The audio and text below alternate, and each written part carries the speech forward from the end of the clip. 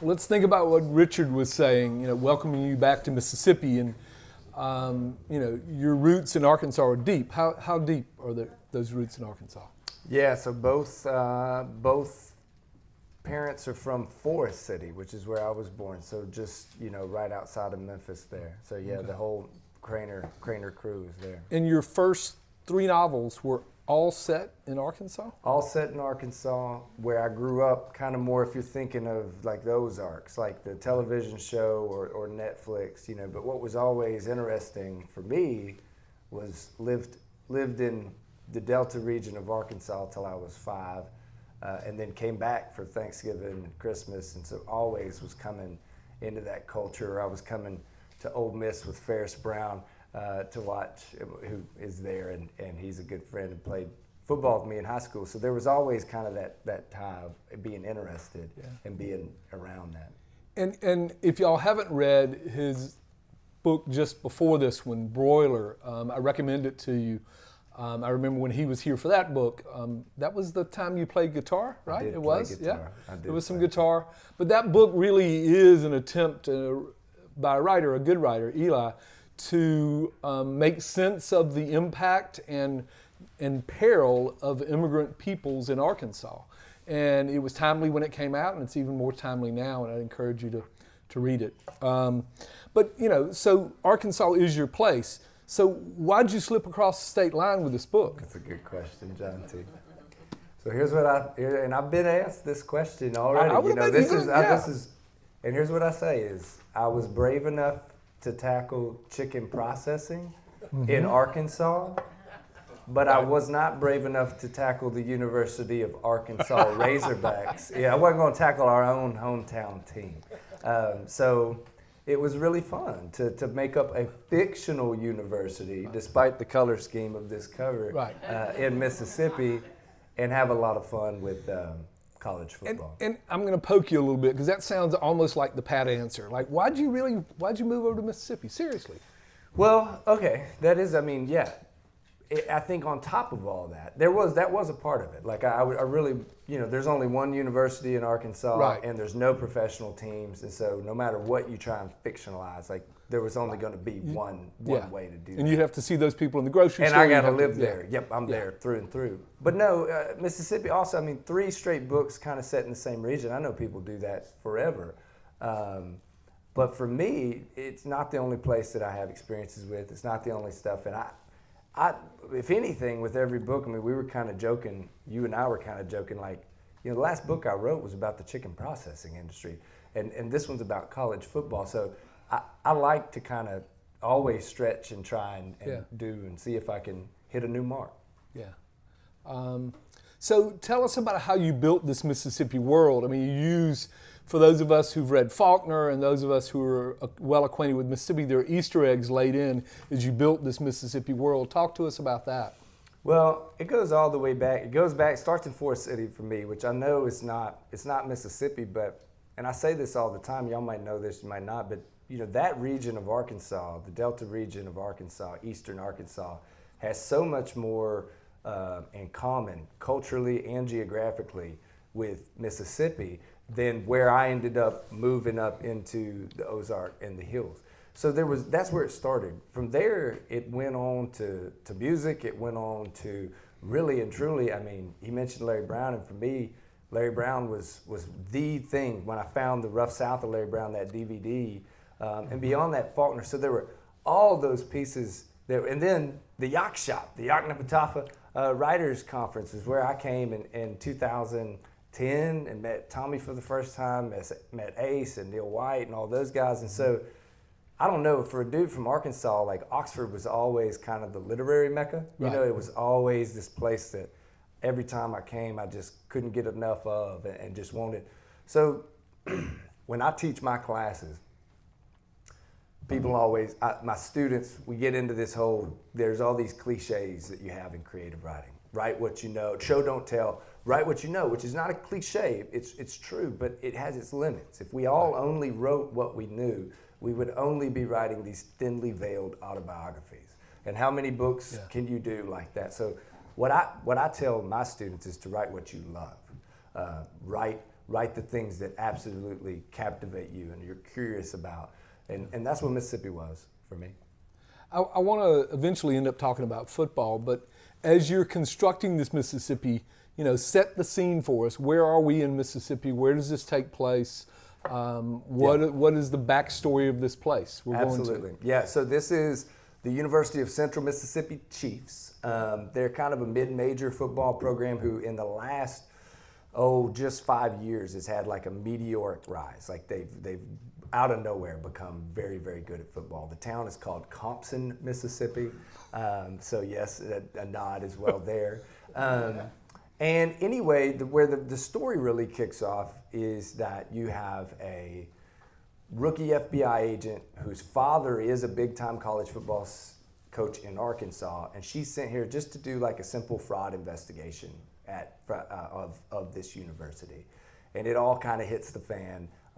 She's not happy about it, by the way. She wants away from football. She's graduated first in her class from Quantico, and she thinks I should be on a joint terrorism task force, and she's sent back to football because of her dad.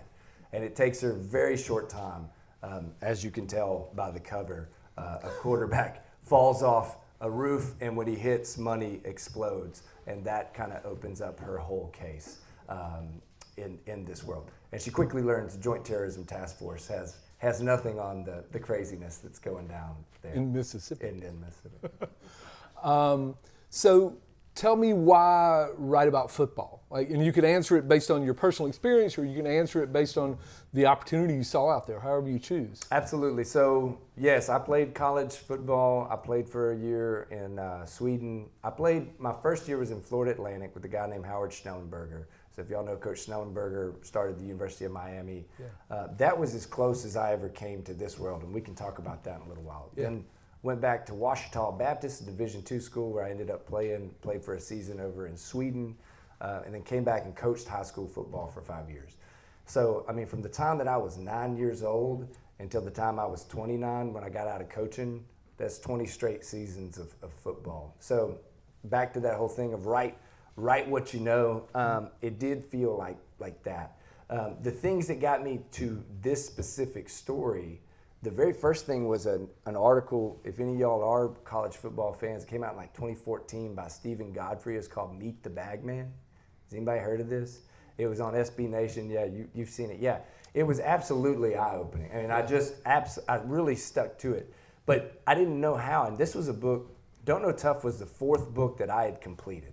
So I had 3 really crappy manuscripts that just need to be burnt. And Don't Know Tough was your first book. book. Don't Know Tough was my very first novel that got published. The first 3 are just learning, like I was learning all. The thing I started right after Don't Know Tough was a version of this. But it was all just the bagmen. It didn't have any sort of federal agent. So this book has been getting kicked around. It didn't fit anything because this book's tone is completely, it's different than my other books. It's lighter, it's satirical. Yeah. So the next thing that happened as I kept kicking this book around, in between every draft of what I'd write, I kept coming back to this weird big college football book. And the next thing was the FBI investigation into college basketball. Marty Blazer, all that stuff that hit when they were digging into all of those. And I thought, what would it look like if they really did dig, deep in? So those were the 2 things. The final thing of why college football, I feel like college football is a mirror. I feel like in a lot of ways college football reflects the current culture of our country in all sorts of ways. And that's a big goal with this book is if you read it on one front for the college football, that's cool, but I hope that it has a deeper metaphor on that. And you talked a moment ago about bagmen, and you talked about that article. Talk to us about the role of bagmen in this book, because that's the death begins with a bagman handing off some money. But anyway, I asked you the question instead of me telling you the answer. Totally, yeah. So like in Stephen Godfrey's article, I mean, it was this whole, Meet the Bagman, it was this whole like shady underbelly, which was just so interesting to me, where these guys, they're just like fans. They have no affiliation with the university. They have this whole kind of infrastructure built around paying high school boys to come and play college football. It happens, and the thing I love the most from the article that gets played in this book a lot is a lot of it happened in or around Waffle Houses, which I found so interesting. And I'm a huge fan of Waffle House and have been forever. Now my wife refuses to eat there. So I have 2 little kids. And it is the big treat when Daddy takes them to Waffle House. So I had the most fun kind of setting this around that. But what was happening is 500, and this is from the Godfrey art, $500 to $50,000 at a time. These guys were influencing these athletes, to try and come. It wasn't every athlete. Like when I was at Florida Atlantic, nobody ever gave me a bag of anything. You were looking for it. I was like, hey, but there were guys on our team that were driving $100,000 vehicles, like absolutely. So anyway, it was really eye-opening for me to see that. So in these bag men, there's another great quote, they're given just enough to drop down a tax bracket. Like they're given just enough. And the catchy part, and this plays in the book, is it has no affiliation with the university. So there's no way to really pin them. There's no way to pin or peg on that. So that's where this case kind of hinges too in the beginning, is trying to figure out like, who are we going after here? So are the bagmen operating of their own volition? Well, yeah, I mean, they're operating because they're diehard fans. They're fans of that university. But no, I mean, of course, and I think this is where you can't ever get those answers. Like, but I would think it would probably be dependent. The way I have it in my made-up university and made-up world and universe is that the coach is actually, this coach in this book, he is so aloof. That he's just kind of, I don't even know who to compare him to, but he is so aloof that he's not pulling really any of the strings. He's just kind of a puppet. And I don't think that was probably the real case. That was fictionalized for this. But I would think depending on the coach, varying degrees of knowledge would depend on who they're targeting, but yeah, money. Money. So in this moment when the exchange of money is now above board and name, image, and likeness contracts are allowing players to be paid and paid well, why tell this story now set in a past when bagmen ran rampant? Oh, that's a great question. And it was really, I think in this day and age, a novel, specifically, a novel gives people something to talk about. If you're gonna invest 8 to 12 hours reading a novel, then I think when you get done with that, there's a way to frame a conversation. There's a way to talk. And in where I'm from, and I'm sure right around here too, you cannot talk about college football without talking about pay for play, NIL, name, image, likeness, all that stuff. The thing that always blows my mind is the lack of knowledge of or this kind of misguided thought that there was some simpler time that we could go back to. That there was, now again, I think that's all degrees. It depends on the degree of what you're looking at. So what I really wanted this book, and if you read this book, is you'll have thoughts. I don't know if you'll agree with it. I don't know if you'll agree with all of it or any of it or whatever, but I think you'll have a much better understanding of how we arrived. So that was always the goal of the fictional federal investigation was how did we arrive? It's a tool through which to show the Ed O'Banion versus NCAA case, which all started over a video game, EA Sports video game, which your boy was on in 2007. In Florida Atlantic's roster, there was a white boy quarterback, third string from Jonesboro, Arkansas. So they had my hometown wrong. But all that stuff is in here. It plays a part of it, and that's kind of what I wanted to show. And this book takes place in what year? 2013, 2014. Why then? Well, I honestly think because that's when the Godfrey article was it was right in that window. It was when Manziel was getting in trouble for pay. It was when the Bannon case was there was this kind of, and the other thing was, it was impossible to ever try and write a college football novel that would ever be current by the time it was published. Right. You were really chasing yourself trying to do that. So the cool part is that I always had an idea for a pre-NIL book to show kind of how we got there. And then a thing I just turned in before I hit the road is called Florida Green 17, and it takes place in 2023, and it's the sequel, and it's in 2023, so in a world where players are getting paid. And so there was always an idea of do one that's before and do one that's now. And this book announces a series, is that correct? Yes, so it is. Where do you, I know everybody hates this. I'm going to hate this when my book comes out. What are you doing next? I'm not going to do that to you. But I am interested in the series as an idea. It is. And well, and I don't. The idea was always the two to do a before and an after for college football. And I always wanted to go do a South Florida book because again, that was another place that I had lived and loved and grew up on Jimmy Buffett cassettes with my dad. And so that felt like a fun place. But then this whole new world of NIL. I mean, it is absolutely different and amazing. And it was. I mean, the thing we talked a lot of facts and we've talked a lot of like reasons, but the one thing I hope if you do read this and if you're interested is I hope it makes you laugh. You know, like that. It's really like a way. I think we often forget that college football is a game. You know, like especially in the South, especially in SEC country. And man, I tried to have a lot of fun, with it. So we have talked about the ideas bound up in the book. Yeah. Let's get to some of the characters that we meet. You began to introduce us to Rae, the investigator. Yep. What motivates her? What motivates Rae? So Rae is a former collegiate pole vaulter who absolutely was raised by her father, grew up on all these different fields, and learned at a really young age how to scout defenses and notice tendencies and all these things, which serve her really well in the world of federal investigation. She actually carries a big, remember trapper keepers? Yeah. Those big old, she carries one that's formatted just like her father's old scouting reports. And so she's got all the suspects and the leads, and she's taken all this down. What Rae really wanted to be more than anything was a football coach, because she helped her dad she pole vaulted, and even in between times, she was then going in and helping him break down film and do all these other things, but he wouldn't let her. He told her she was bigger than football, she had better, and that becomes a big pivotal point because when this quarterback falls off the roof, it forces Rae to look at this game and maybe the world that he was hiding her from by keeping her off the staff and out of that world. So she, more than anything, just like everybody else, Rae wants to win. She's looking for a way to make him proud and to win. And if we talked about the bagmen, who are the people doing the low-level crime, who's in the background, who's the great and powerful Oz behind the curtain? A congressman by the name of Harry Christmas. Why the last name? Well, there was a great book, great character with Joe Christmas in as well.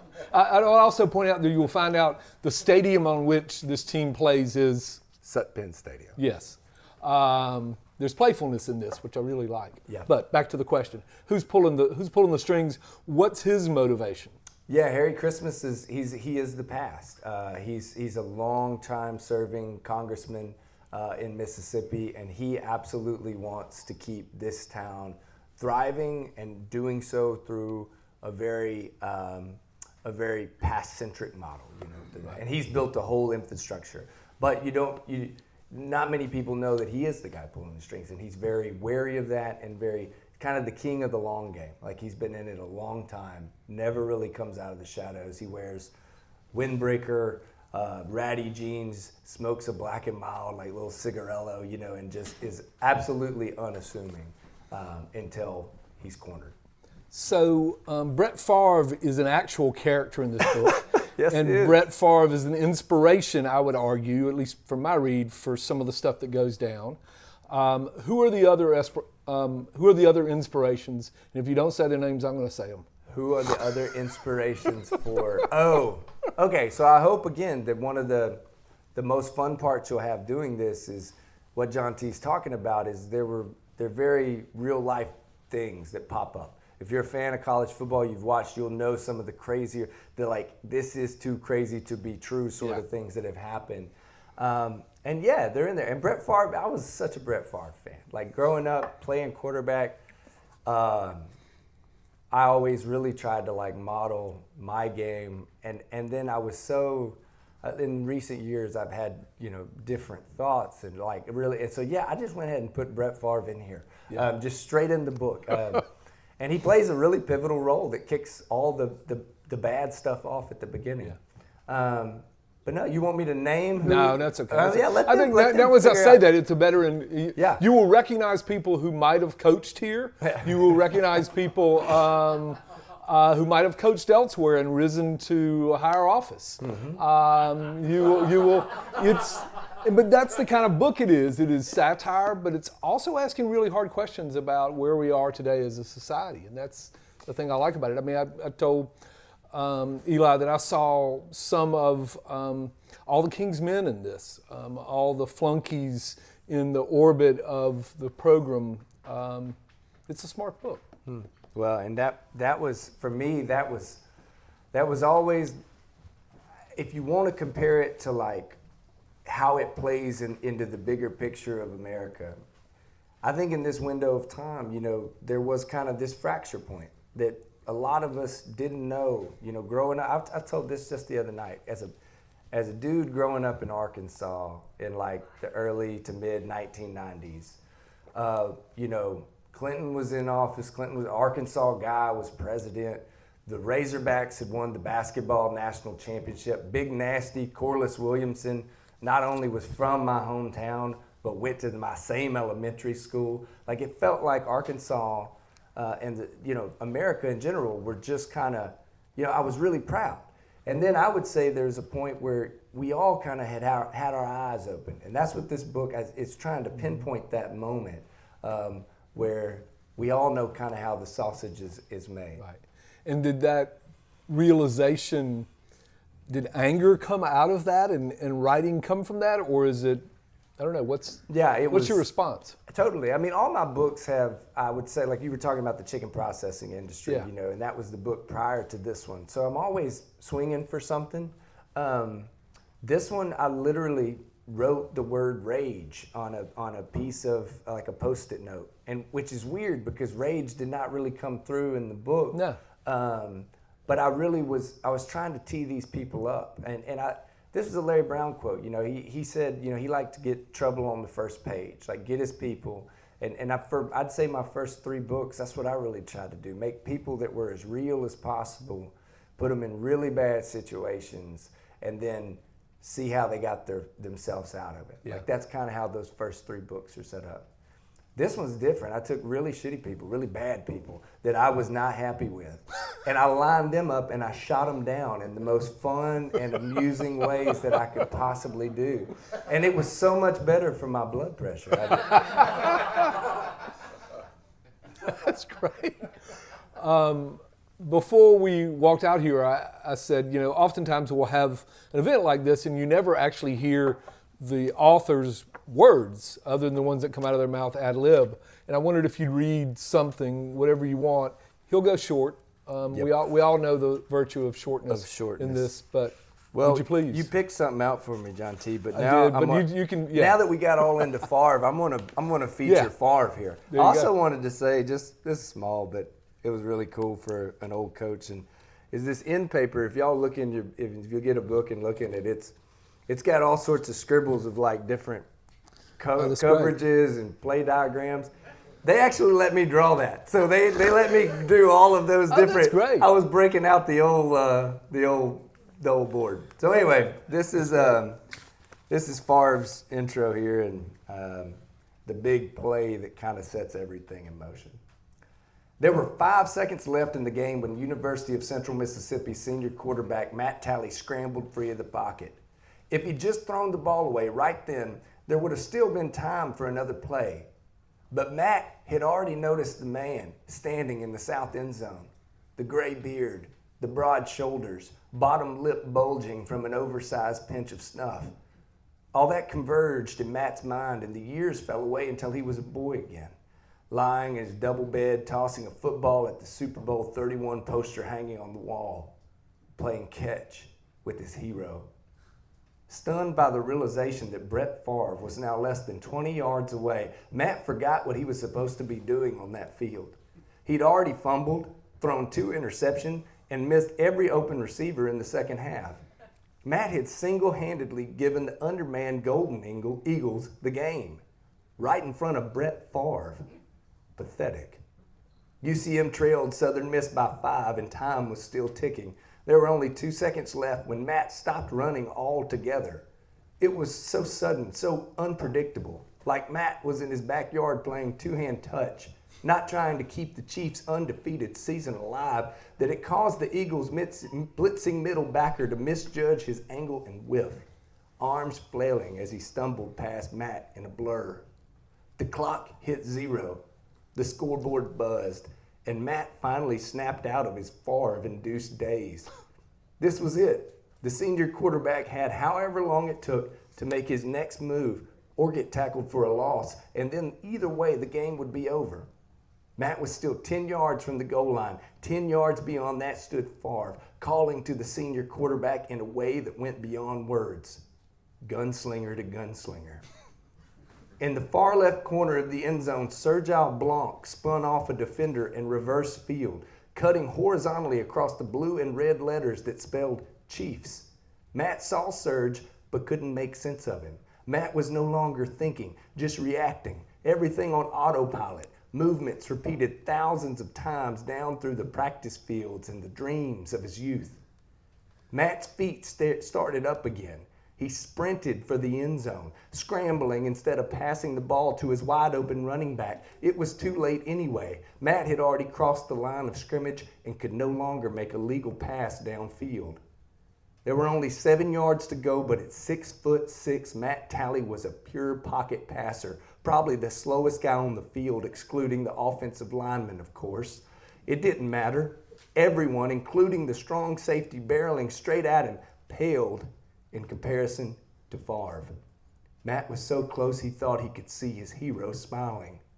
Or maybe it was just the snuff.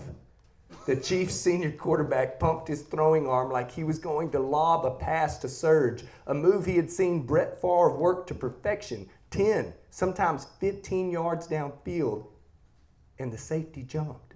Matt couldn't believe it.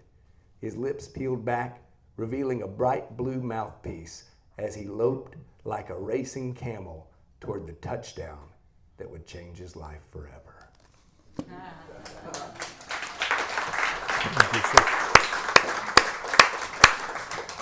That seems an appropriate moment to open it up to questions. Yeah.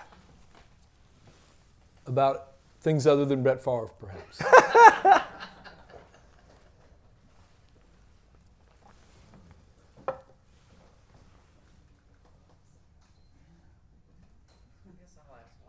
Please. How did you get from football to writing? Okay, yeah, so my personal story is that I was really dead set when I graduated. I majored in English literature and political science and then was playing quarterback. And when I graduated, I was really had my heart set on coming here and getting an MFA here. And I had an application out, and I got a call from a football team in Sweden called the Karlstad Crusaders. And my longtime writing mentor and hero, the guy that this book is dedicated to, Johnny Wink, who is a Mississippi guy, he told me I had to go to Sweden. You know, I could come back and go to school anytime I wanted. So I played football over there for a year, came back, coached high school football for 5 years, became the head coach of a 5A school when I was like 26. And we just got skull drug. I mean, we just got killed. Like in 2 seasons, we won 1 game, 1 in 19. And if I had not gotten my head beat in like that as a coach, and I just wasn't ready. I mean, I say this all the time, but it's really, it was like being the mayor, the sheriff, and a youth pastor, all tied into this one role. And I was 26, you know. So it about killed me, literally about killed me. And then my daughter was born, and I was like, I can't do this. So I got out. And I didn't know what to do. Since 9 years old, my whole life had revolved around each new season. And so I just turned back to writing, really serious. I mean, I'd been writing in college, but it'd been 5 years. And it took about 7 years. And Ray Bradbury has got a quote, I think it's Ray. I looked it up the other day because I say it so much, but it all applies. You're not a real writer until you've written 1 million words. Or Malcolm Gladwell's got 10,000 hour rule, and I try to get my students to understand this, that like, you got to do it for a long time to kind of, it's just you're going to learn to play piano. Like, if everybody want to hear you play piano for real or pay you to play piano for them, you got to invest a lot of time. And so it was about 7 years for me and a bunch of short stories and some bad manuscripts, and then that first book came out. Well, thank you. Yes? If your lead character is a female, how did you address the inherent chauvinism and misogyny in both football and law enforcement? I will answer you with a quote, a direct, I'll cite my source. So this is in the opening scene, and Rae is trying to explain college football to her former roommate at Quantico, Madeline Mayo, who got kicked out for smoking a bowl of super lemon haze. And anyway, Mad's asking Rae about her partner. Well, your partner then, is he hot? Who said my partner's a he? I might not have made it through the academy, but I learned enough at Quantico to know the Bureau's not putting two women on the same investigation. Mad ran her hands along the shaved sides of her head. The only thing more patriarchal than football is the federal government. Yes. Is Matt your... So another teammate is here. No, Matt Talley. The quarterback? No way. Matt played linebacker. But he does have the same name. So his dad and I played also with Russellville. Oh, we got that's great. Russellville Cyclone connections all going through here. That's beautiful. Good question. I'm curious too. You talked about Larry Brown, and here we sit in Square Books and the walls lined with folks we've all read. As you were writing your way out of a coaching job, who are you reading? Yeah, so I mean, I cut my teeth, early on Larry Brown, Harry Crews, Flannery O'Connor, Jesmond Ward, all the way up through, I did not start reading crime novels, thriller, mystery, really until my first novel, which this is the part of the story I skipped. I couldn't get it published. I couldn't get an agent. I got rejected by everybody and then won a contest. And the contest was a first crime novel contest. And there was a murder in it. But I'd never really read any crime. And so I thought, well, hell, I better start reading I'm going to be writing in the crime genre. Yeah. And the guy that I absolutely locked onto was Elmore Leonard. And Elmore Leonard, if y'all don't know Elmore Leonard, he everything all the way back to 310 to Yuma, which was a short story, Tall T, but Westerns where he started, and then got more. The latest that you might is Justified, the television series Justified, Raylan Givens, and Get Shorty, and Out of Sight with George Clooney, all those different. I've read, he has like 44 novels all the way back to the Westerns. I've read them all, and my wife will tell you, that I'll get a book, and if it doesn't hook me by like 20 pages, then I just have like 4 Elmore Leonard novels in my nightstand that he's kind of like medicine for me, man. Yeah. So, and then Carl Hiaasen. I was asking you about Carl Hiaasen. And you could have heard maybe, I think what I read there, that part of it had if you don't know Carl Hiaasen, remember that movie Striptease with Demi Moore and Burt Reynolds? That was based off a Carl Hiaasen novel. And I think this maybe in terms of plot and scope, it has Carl Hiaasen, and then maybe in tone, it'd be more Elmore Leonard. All right. Okay. You mentioned Johnny Wink, and I know how important Johnny is to you, and I wondered if you'd speak for just a minute about the importance of having a mentor and a teacher and a person like Johnny in your life, and how you've managed to maintain a relationship with them over so many years and so many changes. Absolutely. Great question. So Johnny Wink is really the reason I took Intro to Creative Writing with him like my junior year. High school? No, college, undergrad. Okay. Yep. Got it. And at this point, the reason I was an English literature major and a political science major was because I had every intention of going to law school. And I walk in, I'm sitting in class, and this professor walks in, Dr. Wink, and he's got Coke bottle glasses, sweatpants, like house shoes, and only homemade t-shirts. I mean, the one I think that he had on that day was like "In Winged Speed," which was a line from a Shakespearean sonnet, and then he'd turn around and say, "No motion shall I know." And so he would keep doing this until you got the joke, and just zany in all the best ways and brilliant. Like to this day, he's 80 now. He has every Shakespearean sonnet committed to memory. And like he could walk in here and he'll carry the collection. It's like a carnival act. He carries the collection around with him, and he'll say, open it up, you know, pick a number, any number, and then he'll say pick a line, you know, so you pick sonnet 116 and then you go down to line 4 and he plays it like the carnival performer he is, you know, and then he'll say it. I was just completely I was mesmerized. And I get asked a lot, like as a writer who's a dude and that played quarterback, I get asked a lot to like go speak to teachers about like how to get boys to read. And I always think about that a lot, you know. I think like when I think about Johnny, it was just how in love he was with literature, like how in love he was with words and language, and just eat up with it and on fire with it. So when I started to write, you know, and that's how you just kind of oozed through him. So then I started to write, and Johnny was just a cheerleader. I mean, and he'll say that he wasn't, but he was. I mean, to this day, he don't have much different to say about my stuff than he did when I was first sending him really bad short stories, you know. But he hooked me up with a guy named Jack Butler, they were related by marriage. He's from Alligator, Mississippi. He wrote two of my favorite books, Jiu-Jitsu for Christ, and then Living in Little Rock with Miss Little Rock.